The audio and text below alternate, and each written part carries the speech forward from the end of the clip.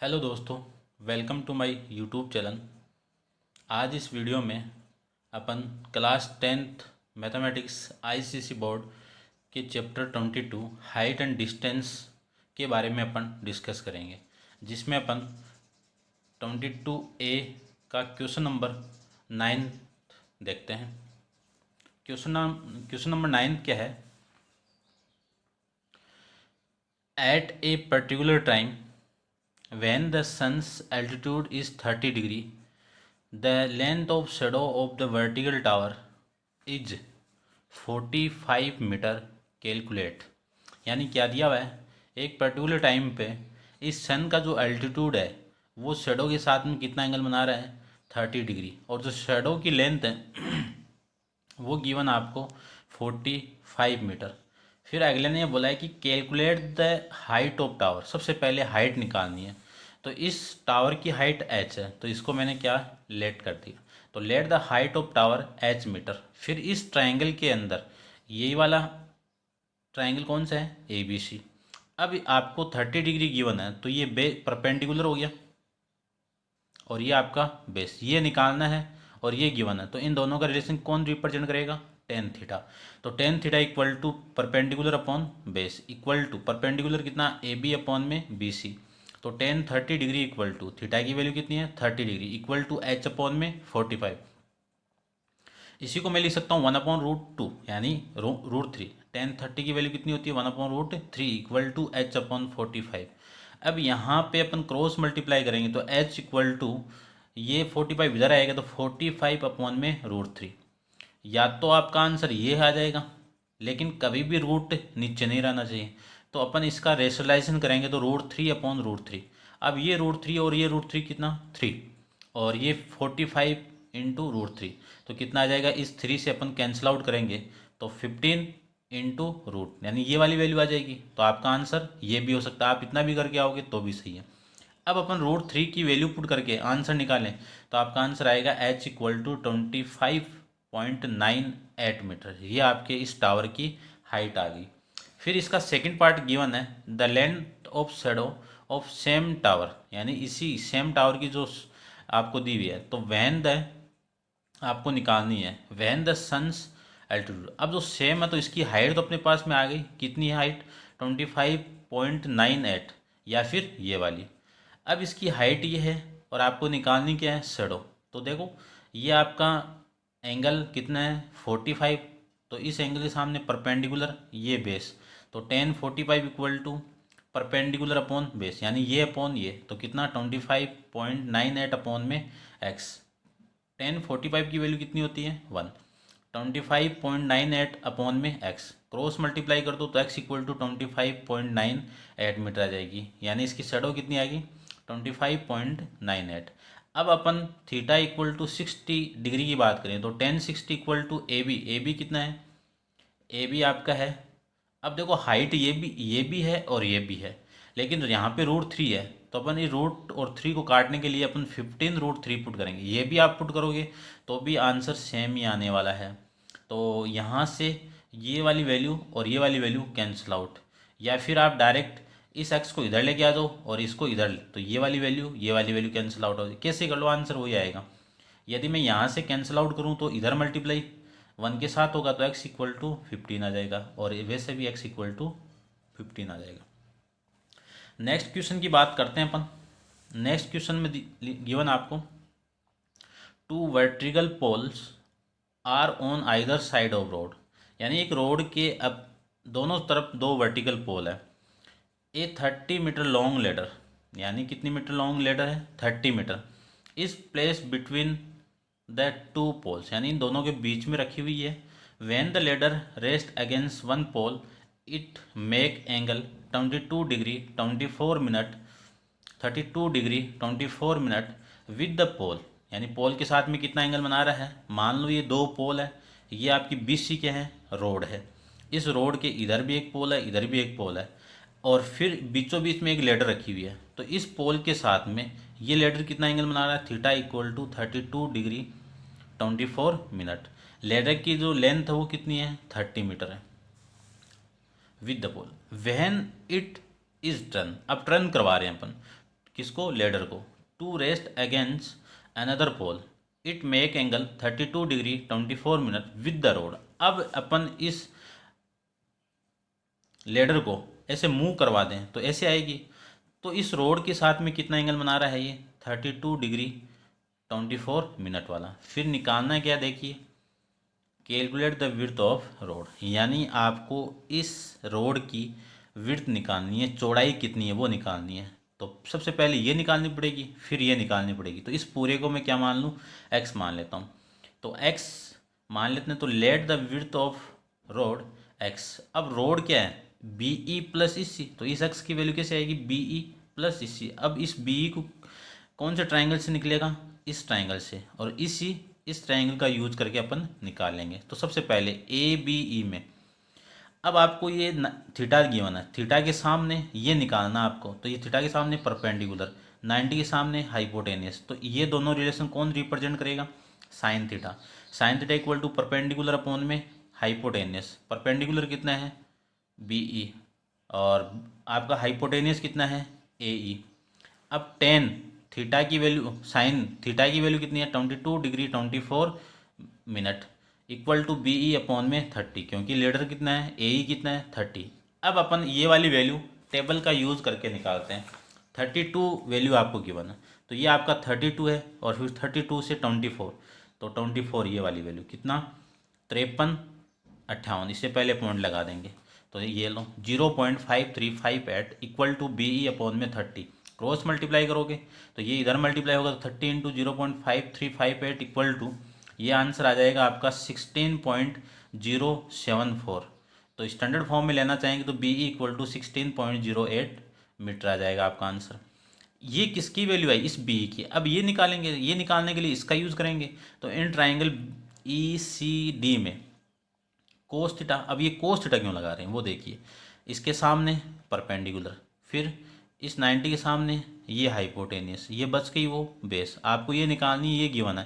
तो इन दोनों का रिलेशन कौन रिप्रेजेंट करेगा, हाइपोटेनियस और बेस वाला, कोस थीटा। तो cos theta equal to base upon hypotenuse, base कितना है, इस सी, हाइपोटेनियस कितना है, ई डी, तो इस सी अपॉन ई डी। तो कोस 32 डिग्री 24 मिनट इक्वल टू इस सी अपॉन में 30। अब कोस 24 मिनट की वैल्यू देखते हैं। ये आपकी कोस की टेबल, इस कोस की टेबल के अंदर 32 ये रहा, और 24 पे चलते हैं, ये 24 ये, तो कितना है 0.8443, 0.8443 इक्वल टू इस सी अपॉन 30, क्रॉस मल्टीप्लाई करोगे तो इस सी की वैल्यू आ जाएगी 25.329 सेंटीमीटर, ये आपकी इसकी। अब आपको इस रोड की पूरी विड्थ चाहिए, तो द विड्थ ऑफ रोड कितना, एक्स की वैल्यू बी ई प्लस में इसी यहाँ पे मैं लिख दिया, बी ई की वैल्यू कितनी है 16.08 प्लस इसी की वैल्यू कितनी है 25.32, एक्स की वैल्यू कितनी आ जाएगी 41.40 मीटर, ये आपका उस रोड की चौड़ाई आ जाएगी। नेक्स्ट क्वेश्चन की अपन बात करें, question number 11, two climber are at point A and B on a vertical cliff face, यानी एक क्लिफ फेस पे दो क्लाइंबर लगा रहे हैं अपन पॉइंट ए और बी पर, to an observer C 40 metre. अब ये यहाँ से अपन एंगल ऑब्जर्व करेंगे 40 metre from the foot of cliff, यानी क्लिफ का जो फुट है, फुट से 40 मीटर दूर एक पॉइंट है C on the level ground, A is at an angle of elevation 48 degree and B of 47 degree, what is the distance between the climber, ये आपको निकालना है। तो देखिए अपन इसमें डिस्कस करते हैं। ये आपका क्लिप है, इस क्लिप पे एक ए पॉइंट है और एक बी पॉइंट पे आपको क्लाइंबर बनाने हैं। अब क्लाइंबर बनाने हैं तो इन दोनों की डिस्टेंस निकालनी है। तो इस फुट से, यानी क्लिप की फुट से 40 मीटर दूर एक पॉइंट है सी, इस सी से इस बी का एंगल कितना है 57 डिग्री, और इस ए का एंगल कितना है 48 डिग्री। तो सबसे पहले बड़े वाले ट्राइंगल के अंदर बड़ी वाली हाइट, ये आपकी हाइट निकाल लूँगा, फिर छोटे वाले ट्राइंगल में ये वाली निकालेंगे, इस पूरे में इसको माइनस कर दूंगा तो ये एक्स आ जाएगी। तो सबसे पहले let the distance between the climber equal to x, यानी इन दोनों क्लाइंबर के बीच की डिस्टेंस कितनी मान ली मैंने, x। अब इस बड़े वाले ट्रायंगल में BPC ये 90 है, ये निकालना है, थीटा ये है, इसके सामने परपेंडिकुलर, और ये आपका बेस। तो tan theta equal to perpendicular upon base. Perpendicular कितना, BP अपॉन में PC, तो 1057 इक्वल टू BP अपॉन 47। अब 1057 की वैल्यू अपन देखते हैं, तो 57 की वैल्यू, ये 10 की टेबल, इस 10 की टेबल के अंदर 57 की वैल्यू है अपने पास है 1.5399। तो कितना है 1.539। तो अपन 10 डिजिट तक ले लेते हैं, इक्वल टू BP अपॉन में 40, क्रॉस मल्टीप्लाई करोगे तो BP इक्वल टू 40 इंटू 1.539, दोनों को मल्टीप्लाई करोगे तो ये आपका वैल्यू आ जाएगी, यानी इस पूरे BP की वैल्यू आ जाएगी। अब छोटे वाले ट्रायंगल की बात करेंगे तो APC में एंगल कितना 48, ये परपेंडिकुलर ये बेस, तो वही सेम फॉर्मूला, बस AP अपॉन में PC हो जाएगा। एंगल कितना यहाँ पे 48, AP अपॉन PC की वैल्यू 40। अब 1048 की वैल्यू ये रहा, ये 48, इसकी वैल्यू आ जाएगी 1.1106। तो अपन 3 डिजिट तक ले लेते हैं, तो ये 3 डिजिट तक value AP upon 40, cross multiply करोगे इधर मल्टीप्लाई, तो AP की वैल्यू आपकी आ जाएगी 44.4 मीटर। अब आपको डिस्टेंस बिटवीन द क्लाइंबर निकालना है, यानी x निकालना है। तो इस पूरे BP में से क्या माइनस करना है, AP। तो BP minus AP equal to 61.57 minus 44.4, minus करोगे तो 17.17 मीटर आपकी डिस्टेंस आ जाएंगी।